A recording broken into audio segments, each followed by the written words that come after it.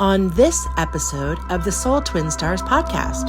Growing up, we would have coffee cups move across the table. We'd have bowls of cereal move across the counter. We're Cajun. So I was like 15. Mom, I think I'm a medium. So I know things about people. Wow. And I feel things. People who are in power, who are so greedy that they would rather harm hundreds of thousands or millions of people and now bombing other countries. I have a ton of gay friends. My dad was openly gay before he passed. So we come from a very open-minded family. And I went to the ladies' room and this big drag queen stops me. She's like, "Oh, honey, don't go in there. Them lesbians gonna eat you up." Wars and politics and crazy things going on. But despite all of that, everyone, we are celebrating Pride. You know that your hair flames as bright as my gay flame. I don't need you to agree that when I see a man, I get chills and they're multiplying. Hi, I'm Lady Shadowe, a witch with much to share, stirring the cauldron with magical self-care. Hi, I'm Peaceful Nick, a medium divine. I chat with the dead and interpret every sign. We are soul twin stars, best friends through it all. From spells to healing, we're answering the call. From moon cycles to menopause and making peace with the dead. We aren't afraid to talk about what's rarely said. So tune in each week to get raw, real, and wise. Let's talk about a spiritual life with absolutely no disguise. Welcome to the Soul Twin Stars podcast, Uninhibited Spirituality. Peaceful Nick and Lady Shadowe here, and first and foremost, we would like to thank our sponsors for this episode. Thank you to Nadine Gordon-Taylor, intuitive artist, author, speaker, and teacher. She's also the visionary creator behind a series of soul-stirring oracle decks, including the Animal Love Oracle cards, the Heart Path Oracle, the Crystal Clear Oracle deck, and the highly anticipated Plant Spirits Oracle, arriving this fall of 2025. Her work blends mystical insight with artistic mastery, offering tools that inspire deep connection and inner wisdom. Explore Nadine's full collection at thethirdEyestudio.com or experience her magic in person at her beautiful Peekskill, New York storefront, The Third Eye Studio. To purchase her oracle decks, visit innertraditions.com. Thank you, Beans and Buttercream Bakery. Delicious homemade treats shipped anywhere. Call 417-973-2352. Also, Abernathy Photography, based in southwestern Kentucky, a professional and stellar company providing drone photography and destination weddings. Visit abernathyphotography.com. And author Mary Ray's self-reflection workbook on conquering shame and guilt. Tell the Devil to Go to Hell. Get it now on Amazon. And craving delicious Italian cuisine? You can find it right here in Westchester County, New York, at Fino Restaurant at 1 Baltic Place, Croton-on-Hudson, New York. All of our sponsors are linked up on our Facebook page. And now, back to our episode. Welcome back to Soul Twin Stars. I am Peaceful Nick the Medium, and we have the wonderful and amazing Lady Shadowe. Oh my gosh. Well, it's been such a busy week, right? With wars and politics and crazy things going on. But despite all of that, everyone, we are celebrating Pride Month, Pride Weekend, which is to me all inclusive. Love everyone. Let's not judge. Really, it's a weekend, in my opinion, to just look at ourselves, look at humanity, and just be less critical of everything, right? It's a good reminder, even if you don't have gay friends or if you don't approve of the lifestyle or whatever it is, at least start with just being open-minded and okay with humanity and other people's choices. And, then your choices are yours, right? Love unconditionally. Yes. The secret. Raise your vibration and love unconditionally, because if you are against Pride, let's pretend someone's listening and they're against Pride Month, but you expect people to accept your point of view, you should also accept their point of view. Doesn't mean you have to believe in it, but you should still love them unconditionally without judgment. And that's the thing, right? Our ego wants to judge. Our ego wants to judge. And that ego and judgment, it will be the death of humanity. That's why there are healers like us. Well, we try. I mean, we are human too. But we try, we really do. And this goes with everything. And we talk about this a lot. This is a theme throughout the podcast that we all really try to find the positive, focus on our own lane that we're driving in, and just look at other people as a gift, as just people who are living their lives freely. We all do our freaky shit behind closed doors, and you wouldn't want someone judging you for your freaky shit. Humans are not present. We're not in the present moment most of the time. There are so many things happening in this world and so much pain that we have to work in our little corner of the universe to raise the vibration. That is my goal this year. Raise the vibration in with my little microphone I have and the people I reach. I just want to raise the vibration. People who are in power, who are so greedy that they would rather harm hundreds of thousands or millions of people and now bombing other countries for whatever reason behind the scenes. That is just not real truth. It's not the answer either. You know, none of this is going to solve any of the problems Right. that we are faced with. And that's the interesting thing about the narrative, is that I don't think the bombings or the narrative around a war or starting conflict is about fixing anything. I think it's about fulfilling some agenda to move us into a different world that they can only get through the fear porn of the idea of war. Exactly. And I don't believe in war of any kind. And I've had this discussion with my husband many times. And he's like, but it's necessary in certain circumstances. I'm like, yes, if you go back and back and back and back and back and get rid of all the egos, there would never be a conflict. That's true. Or if you had your ego in check, like you and I, we make an active practice in our lives to override what our ego wants and try to act from our higher self. Our life mission is to conquer the ego, like kind of like the war that goes on between in our minds and our spirit world, right? So if we can do that a little bit every day, if you're aware of it, you know, as you become more self-aware, that's exactly what you want to do. You want to naturally gravitate to your higher self, your love side self, and give more love than take more love, and put the ego to sleep as much as possible. That's the goal. But you're right. If we put that ego to sleep more, we wouldn't have these conflicts. And that's the only way we're going to create a frequency shift, is Right. energetically choosing not to engage in anything Right. that is. And that is, I could not have said it better. The energetic frequency shift. That's what we need. And people can be out there listening and thinking, oh, this is a great idea. And then other people might be thinking, oh, you guys are living in a fantasy world.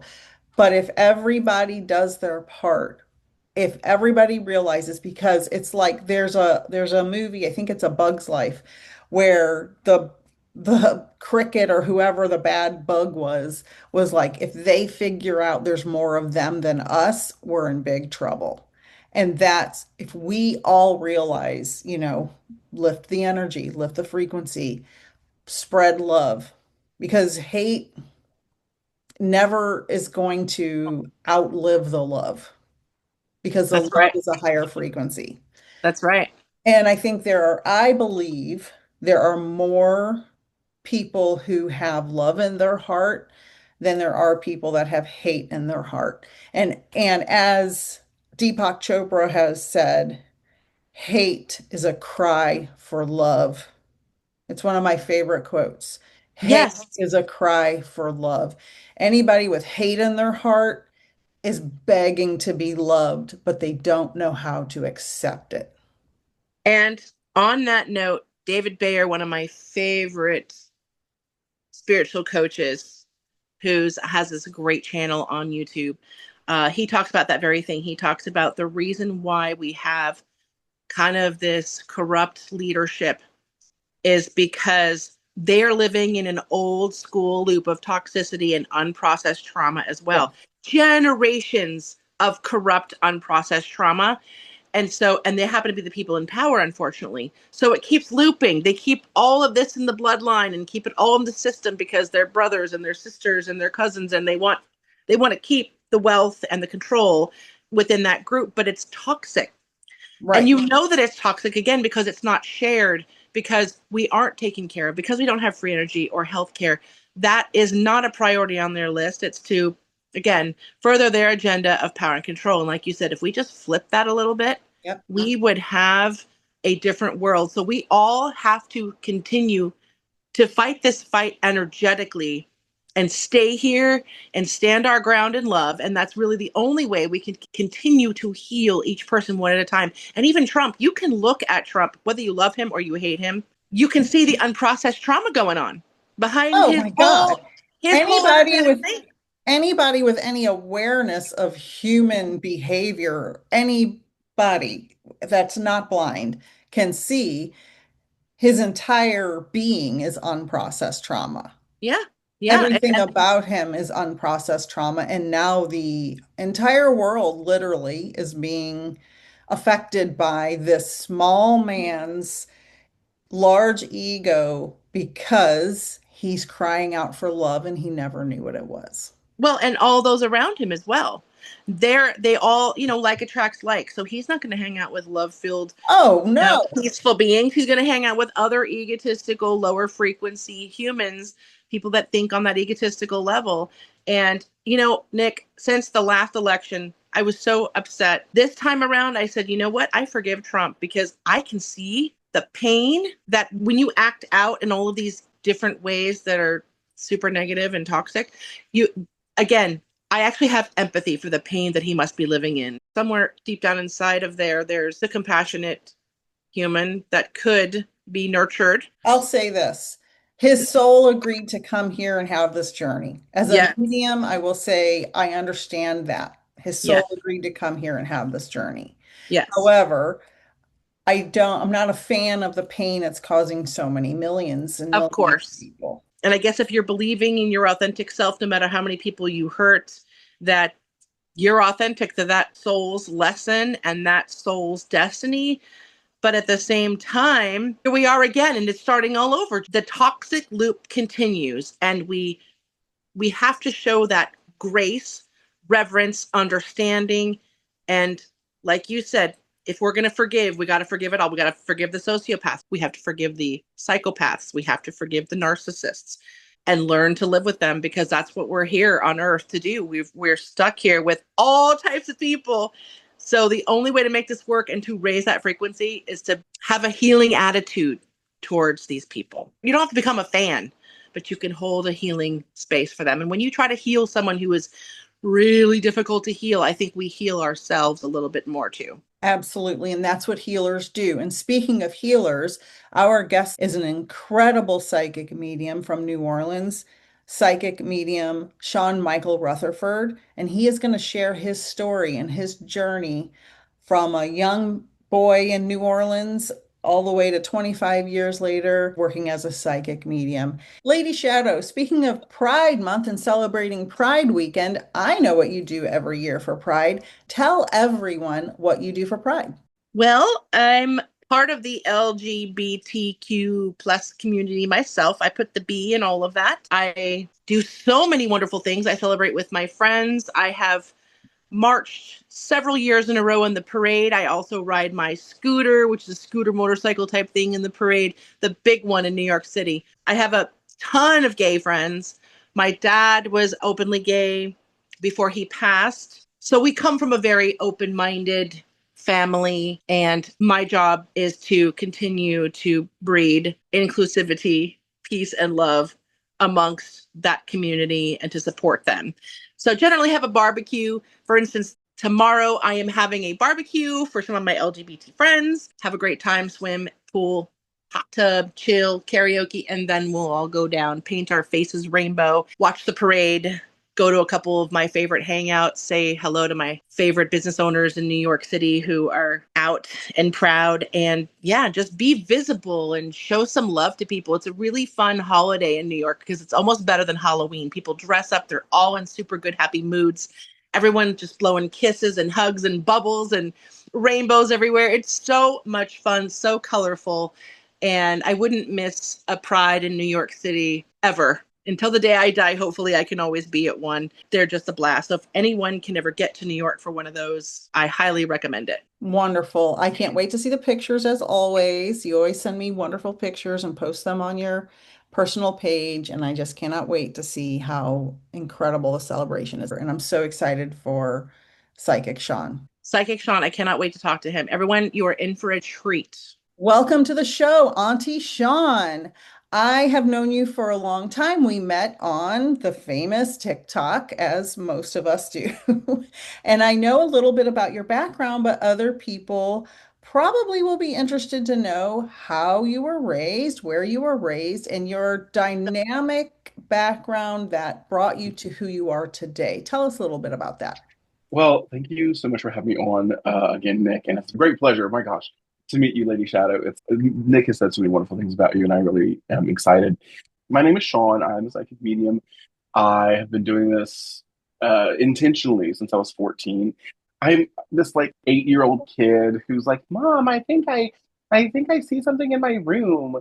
And she's like, oh, it's a ghost. You're fine. What do you mean a ghost? And she's like, oh, well, you're Cajun and we see spirits and just go to bed. It was super normal. My mom had zero fear of it. I mean, our house, I don't believe in like, Hollywood idea of hauntings, but our house was haunted. You'd see this man and this woman. Like as I got older, in this house, things just became more often. My mom and I were there usually by ourselves, and my father worked out in the country most of the year. And so sometimes, like, the doors would not stay closed. You'd hear your name called from the old part of the house. I'd be in the living room, like, watching TV after school, and you'd just hear, Sean, Sean. And I'd be like, no, no, I've seen this on sightings. I don't, no. Wow. That And would have so scared me to death. my mom experienced bed rocking, like someone was trying to rock her to bed, and she'd wake up and there's nobody in the room. My dad wasn't in bed. He wouldn't be there, or he'd be in the den. Growing up, we would have coffee cups move across the table. We'd have bowls of cereal move across the counter. We're Cajun. Well, so I was like 15. Ma, I think I'm a medium. Wow. So I know things about people, and like I feel things. That was my childhood. I mean, I dealt with a lot of abuse growing up, and it led me to be a very insightful, self-aware person. Very aware that students that I went to school with were going through trauma. That was one of the things that when I went into homeschooling at 14, because of I was attacked by 10 guys when I was 14. I had severe PTSD, so I had to leave school. I started remembering all these things that I experienced in school about how, like, this girl was getting touched by her uncle, or knowing this about like this guy's dad was beating him.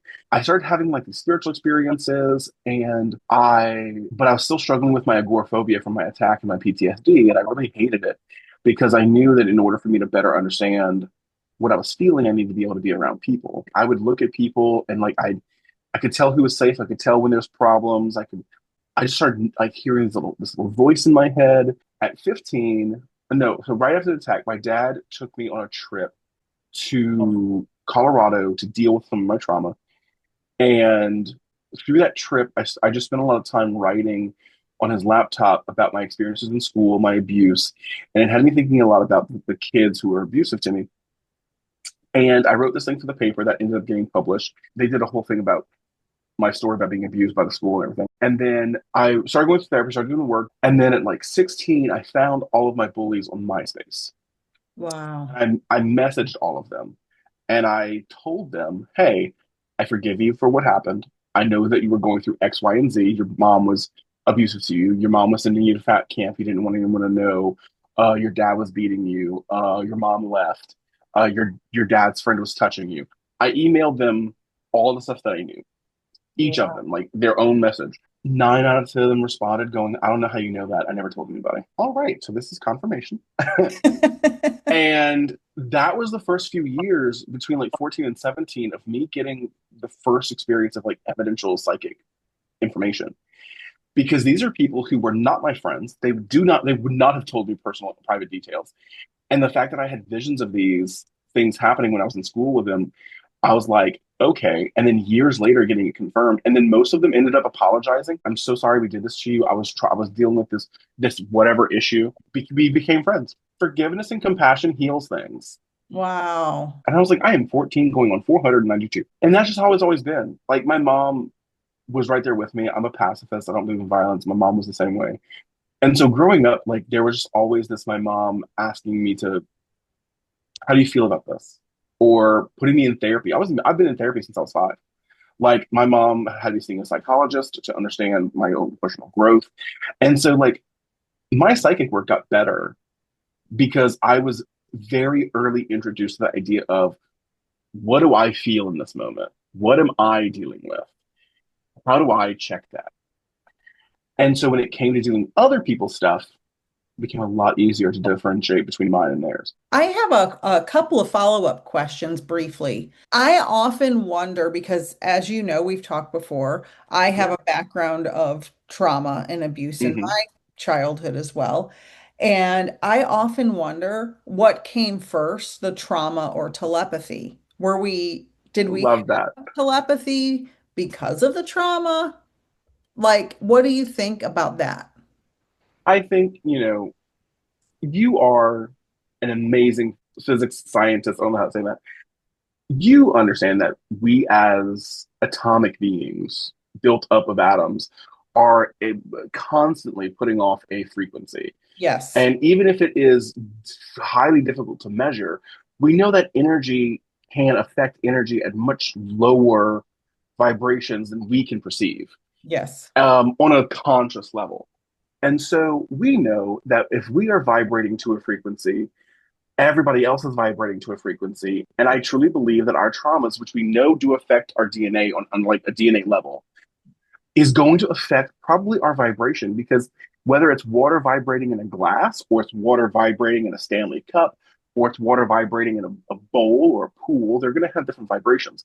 So if we realize that everything is atoms, then they are vibrating, and then our traumas, which create tension, which create stress, which densify our system because it tenses our muscles and things like that. It causes our brain to be tense. Those tensions are going to affect the frequency of that vibration. I totally believe that our entire system is built on being able to read energy. Um, I Absolutely, I agree with that 100%. I attest back to women who were gatherers back in Native American days, when or indigenous people days, looking for food, and there's a cougar, Right. and the mom has a baby following her, a kid following her. She stops moving, and that kid freezes because they can tell and pay attention to body language, and mom's scared and freak out. And there had to have been ways to communicate non-verbally. Right. And I You say know, that too. I say that all the time because we are animals. We right? were evolved in the animal kingdom. So we have those instincts and Mm-hmm. intuitions and telepathic abilities. But as we built houses around us, we didn't have Yep. to worry about the cougar. It's almost really interesting how when the more that we have created walls, barriers, I don't know, borders, it's almost interesting how we have cut ourselves off from the height and capability of what we could be as a sentient and aware being. It's almost like, man, if we were to, I don't know, get rid of those borders, maybe we could be better people with each other and just realize that we're all just human beings trying to survive without borders. We actually just had this conversation before you came on Yeah, about it's like your the sidekick or system. something. Yeah. The system and tapping into the energy. And you're right, none of this is physical. Yeah. This is all just vibrating. And people think that your house and wood and our bodies are physical. They're not. It's just, you're, like you said, high vibrating atoms coming together, whether they're super tight or super loose like a gas. And it's all literally energy. It's not solid. When you look at everything energetically, it changes, like you said, the entire frequency of when you're manifesting, of when you're trying to solve a problem, and when you're trying to resolve big things or Yeah. comprehend tensions like in the world right now, it's all energy and emotion and loops of toxic energy that we have to push away to get to the higher vibrations that can come in and heal everything. And that's the only, like you said, the only thing that matters is healing and love moving forward. Want me to blow both your minds real quick, speaking about the atoms? I Okay. love getting blown. Continue. Yeah. We're going to talk about pride in a minute. We got to talk about pride, girl. But as far as atoms and how all of the three-dimensional stuff is not real, if you took an orange as the nucleus of an atom and put it on the 50-yard line in a football stadium, Hmm. the nearest electron would be in the parking lot. I've heard that. That is true. That is accurate. So That's insane. all of that, an atom is almost completely empty space. And what makes up the subatomic particles, the nucleus and the electrons, the protons, neutrons, and electrons, is just vibrating energy.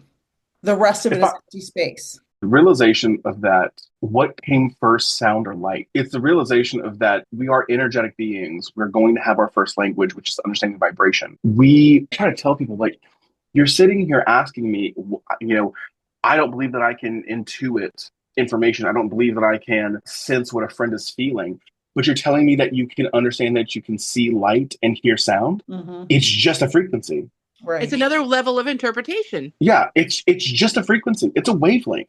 Right. And we know for a fact our brains put off wavelengths. Absolutely. Outside. Our whole body does. Our heart Yeah. does too. Yeah. Our heart, And 50 feet out, can be read.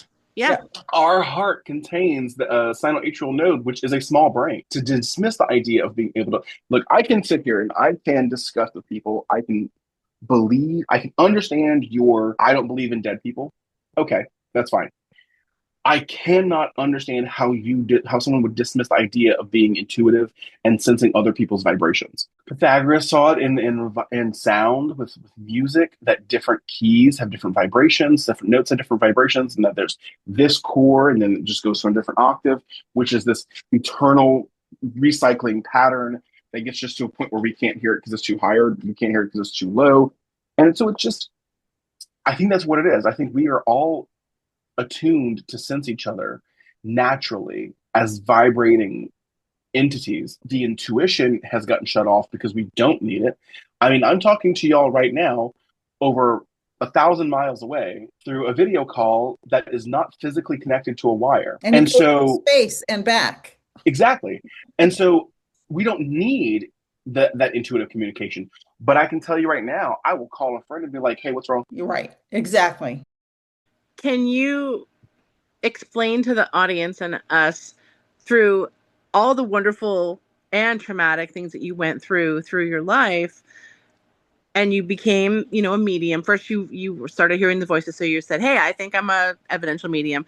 But then can you talk about the other psychic talents, which to you and I and Nick all go together, but sometimes the collective believes that, well, you only get one psychic gift, or you can't be a tarot reader and a medium and a palm reader at the same time. So can you explain all of your talents? I found a shop. I went in there and I was like, yeah, I'm having these really interesting, it was a witch shop. And I said, I'm having these really interesting experiences where I just kind of like feel things and know things. And they're like, oh, it sounds like you're intuitive. You should try reading tarot. And I was like, okay. And so I did. And so I got a little tarot deck. The first deck I got was called the Pagan Tarot. I got this deck and I really liked the art on it. And it was really simple. And I started reading it. And I would start doing a reading for someone and they'd be like, that is creepily accurate. It started becoming constant. I shouldn't be this accurate this much. And I'm not saying I never got anything wrong. I mean, that's important. I identify. You learn from your wrong answers. And so I started doing readings for anybody who would sit down for 5 minutes. I was like, I need to know about this. I need to learn this more.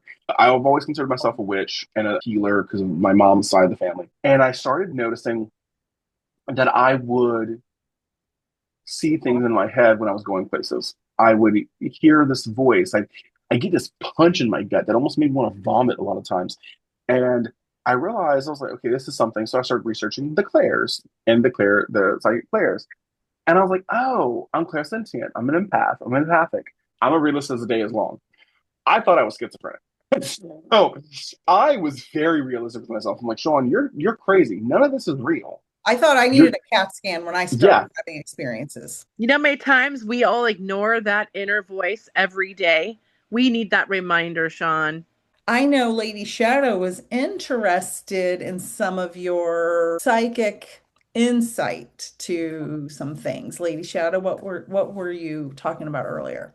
Oh, well, just like we were discussing in the intro about the collective and how we're trying to raise frequency and vibration in the light workers. And you know who you are out there because you care about the world and you care about each other, you care about yourself, and you want to live a productively joyous, peaceful life without all of this fear porn, destructive toxicity, right?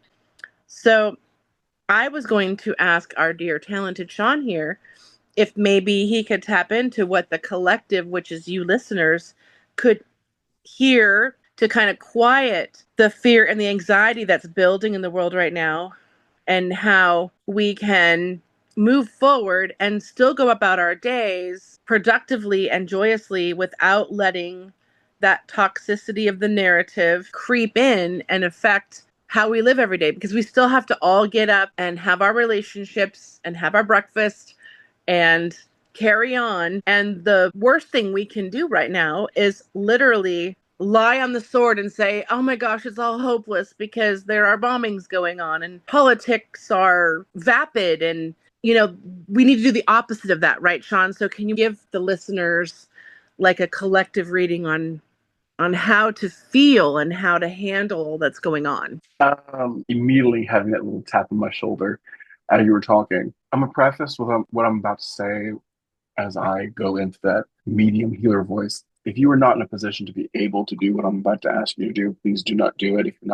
If you're driving, if you're in an unsafe position to close your eyes, please do not close your eyes and just come back to this podcast and listen to it all over again later and give it another listen. But those of you who can right now or whenever you can, I want you to just close your eyes. And I like you to pay attention to what you see, the the darkness, the maybe little speckles of light, like looking up at a beautiful starry sky. And I'd like you to take awareness of these sounds in the room around you. I'd like you to pay attention to just your breathing and just your existence. Don't change any of it. Don't correct it. Don't judge it. Don't criticize it. Just you're present and you're aware that you're present. And that presence is just the fact that you exist. And that right now, all of you are doing the same thing, existing. And as a collective right now, we are all existing together, separately, individually, but the same. We all need breath in our lungs. We all need our blood to pump. We all need our heart to beat. We all need the warmth and the food and the liquids that we consume to keep us alive. We are existing and with our eyes closed, have absolutely no idea what another person looks like, where another person comes from, where another person walks towards or believes in. We exist. Your existence will be remembered. It will be spoken about.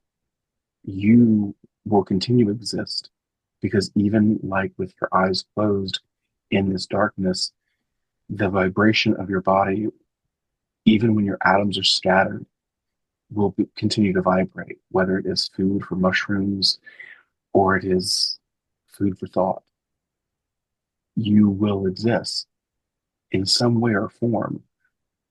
And in the understanding of the days that are to come, that we are entering in chaos, I'd like you to remember that when you hear someone cry because their families have been murdered by bombs, with your eyes closed, what do they look like? With your eyes closed and your hearts open, do you hear where they come from, or do you hear their cries of humanity? When you hear someone laugh and when you hear someone speak joyfully about a loved one returning from a battle they don't deserve to be in, do you know what they look like with your eyes closed? Do you know what their skin color is? Does it matter? A reunion has been made. People are, some are privileged to reconnect and some never will. Does it matter when the coffin closes what the person inside looked like?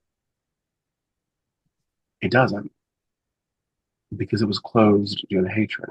To heal, we need to remember that when you look at someone with their eyes open, you look at them like this. And with that, I open your eyes and I'd like you to take in whatever's around you. And remember that for that time, your eyes were closed and there was nothing. And whether it be a messy bed with clothes on it, or a pristine, clean kitchen, or a car full of kids that are hoping that you're not driving right now because we had your eyes closed, I want you to take in the fact that you have something that is beautiful around you. You have a life, and that life matters. And whether someone has more or someone has less than you does not change whether it matters or not. And I want you to look at that and go, I've made this. I've survived into this, and I am surviving in this. You experience compassion. Beautiful. Love it. And so, Thank you for that. so true.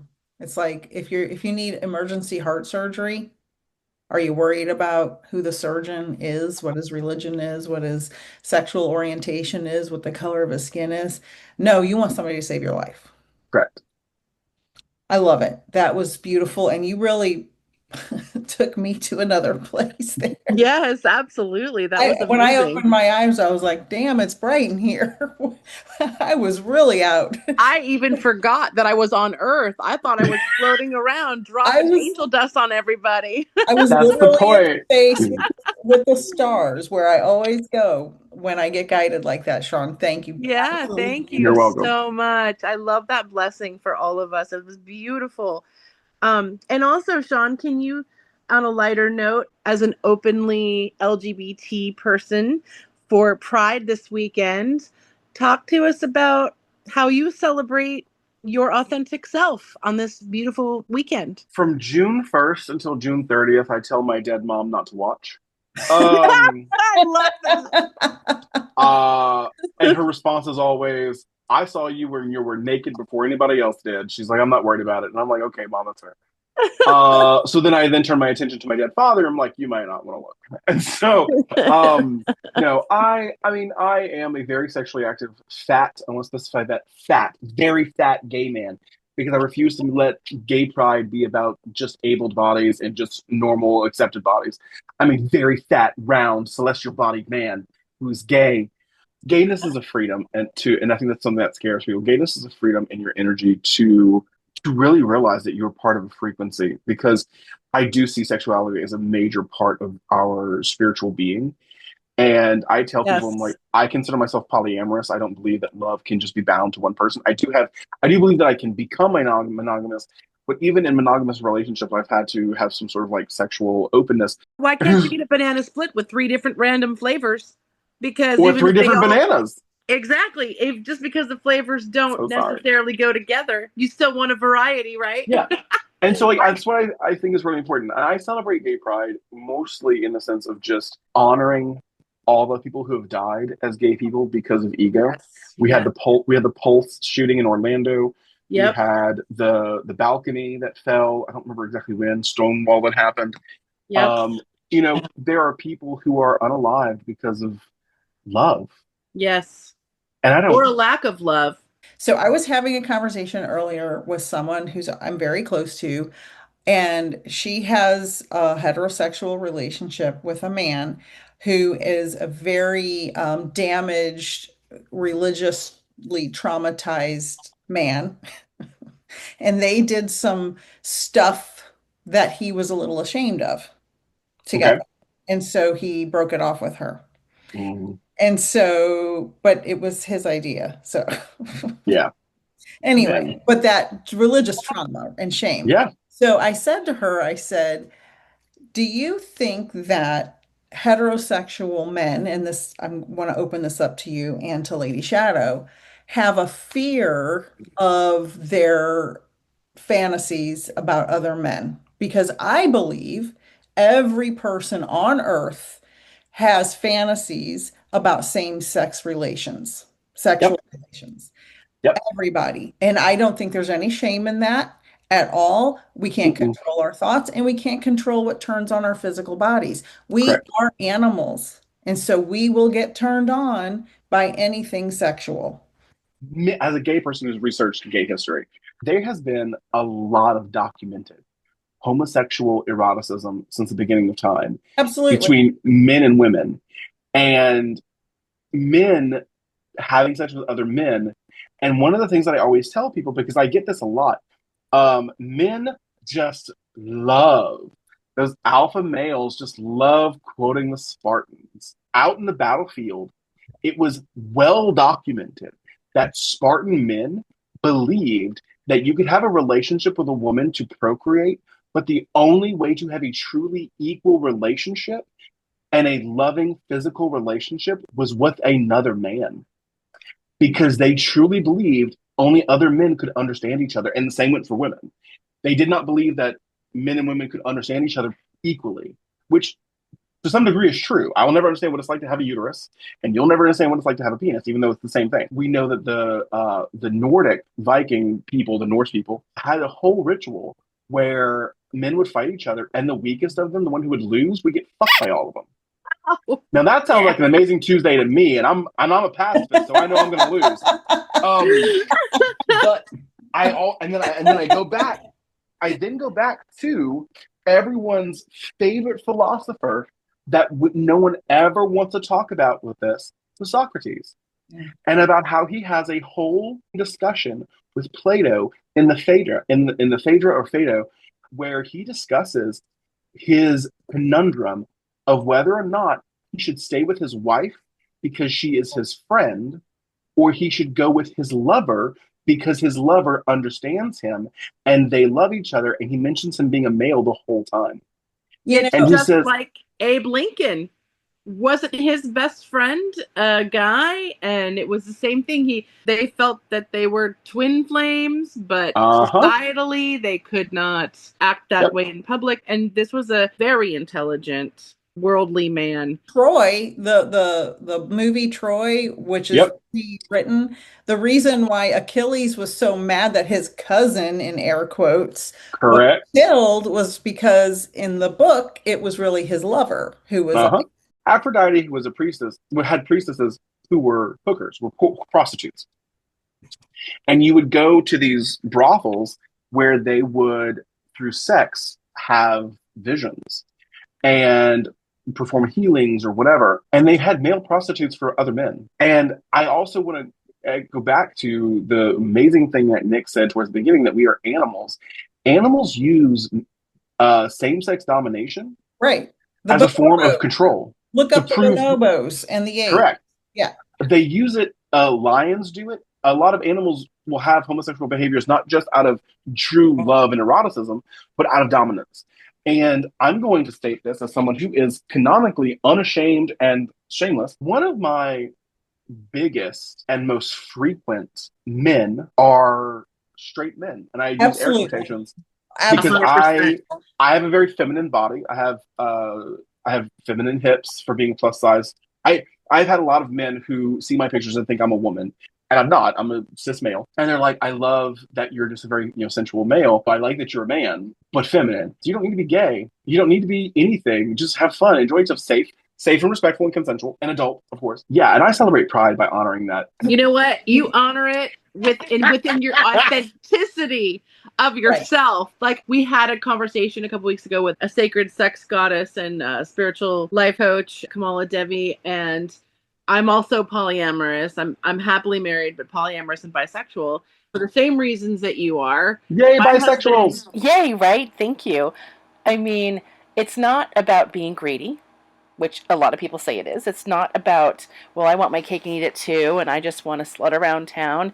It's not that at all. I'm a very deep, loving, experiencing person. And I love to be able to explore a connection when a connection comes along. And I don't explore every connection. I mean, yeah, we're attracted to people in the grocery store, in a bookstore, here and there. We're attracted to celebrities. It's not like I jump on everything I see as an opportunity to take advantage of getting another lover in my life. I know. Like it has nothing to do with that. It is far more about this. It is about freedom. Like you were saying earlier, you celebrate Pride as freedom to be who you are in society without judgment. And when you meet someone who completes you, now I know I hate using that cliche phrase, and I know Nick hates it. I mean, I complete myself, but my life feels so complete because I have met the perfect person for me. My husband is not only my best friend and who understands me the most and judges me the least and unconditionally loves me and supports me, but he also enjoys, of course, some aspects of my lifestyle, obviously, because we're both poly. He can love one of my girlfriends just the same as I can love her, and we can be in a threesome triad of love, a polyamorous trio. And my point is that we can love and experience love and our relationships as adults any way we wish to in today's society. And if ethical non-monogamy works for us occasionally, I don't feel any shame in that. Everything is transparent. Everything is out in the open. Everybody is honest with everybody. There are no secrets. There are no lies. And that is really freeing. Having the freedom and comfort of a partner who will just love you unconditionally and you can talk about anything with is more freeing to me than being single and literally having my freedom. The only person we need to be accountable in the end to is ourselves authentically. And that includes being honest with the people who don't sign up for a polyamorous or open relationship or ethical non-monogamy, because in the end, the transparency and the honesty has to win, right? And this is why we have such an infidelity problem. It actually hurts my heart to think that people would rather stuff their own desires and feelings and not talk about them and then just go out and cheat instead. Now, infidelity and an open lifestyle are very, very different things, as we discussed in the Kamala Devi episode.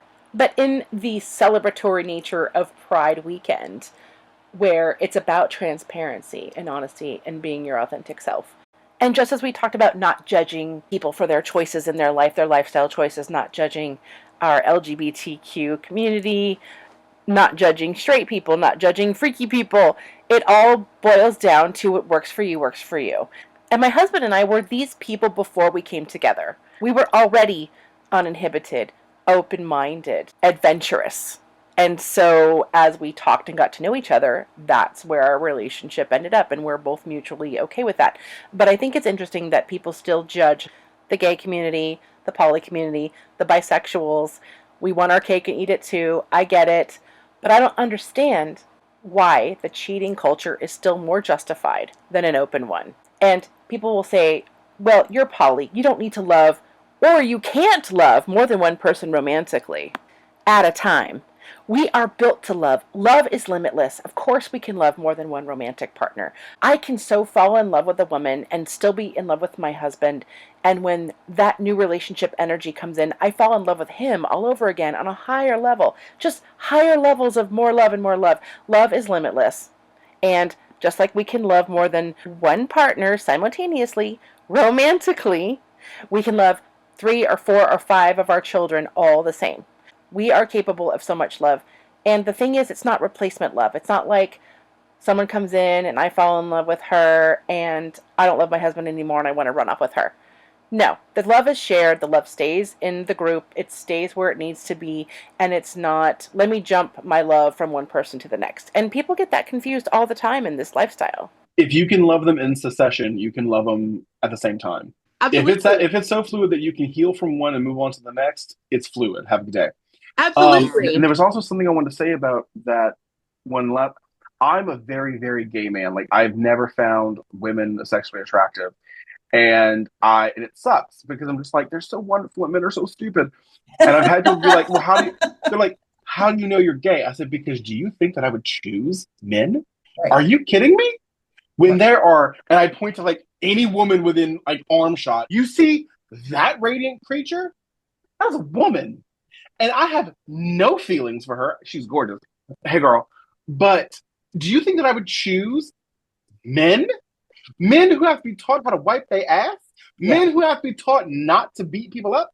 men who have to be reminded to take a shower, men who have to be taught how to pick up after themselves, men who have to be reminded that at 40 you are not a child anymore. You think I would choose that? Right. Exactly. And I think this conversation has been wonderful and I love every second of it. And I want to talk to people who may be still questioning their sexual orientation or their sexuality. And I read this quote earlier and I want to share this and get your thoughts, Sean. Love it. Love It it. says, "Your child didn't come out to hurt you. They came out because they love you and hoped you'd love them back." Because I know my son has a best friend from high school who came out to his parents and they rejected him. Yeah. And it was very painful. And my son said, "I'll be your friend. I'm your best friend. I don't care if you're gay Yeah. or not. I'm still your best friend." And it's heartbreaking because, and I think a lot of it is religious indoctrination. Correct. And it's very sad. And it just hurts me as, a person who loves people. I want everyone to feel love, and especially young people who come out to their families. Mm-hmm. I would change that quote from love to trust. Oh, good. It's my opinion. I mean, I'm sure that person's belief in that quote is it works, but it's more so about trust. When I came out to my mom, my coming out story is also something that makes people tickle. My mom, I said, wanted to be a nun when she was a teenager, and she became agnostic at like around 19 because she heard a lot of hypocrisy in the church. So for most of her life was like deconstructing what the church had taught her. Yeah. And so I was 16 years old. That was what, 22 years ago. Oh God, that hurt. That hurt. Ow. I just pulled an emotional muscle. So I was 16. I was like, let's go to Mel's Diner, which was this like the spot in Lafayette where I'm from. I was like, I need to come out to my mom. I want to come out to my mom. I want to come out to my mom. And I looked around and it's just full of college kids. And I tell her now, you can't kill me without witnesses. And I was like, okay, mom, I'm gay. And I did it as she's taking a sip of the coffee. And she does that whole mom thing with the coffee cup where like she's taking a sip and then like looks at me over the coffee mug and then puts the coffee down and then like leans in and she goes, I'm your mother. What, you think I didn't know? What do you mean you knew? How long have you known? How old are you now? I said 16. She's like, you were 6. It wasn't my right to tell you. You had to figure this out. And I was like, thank you. I'm really glad I could talk to you about this. And then the reason I say trust is she's like, well, of course you can trust me to talk about anything. Good. And that's why the trust word is so important to me in that sentence, because when you have children, I don't have any, neither nor would I ever. We need that, and you are powerful, strong people that I will never understand that power, and I applaud you. I agree.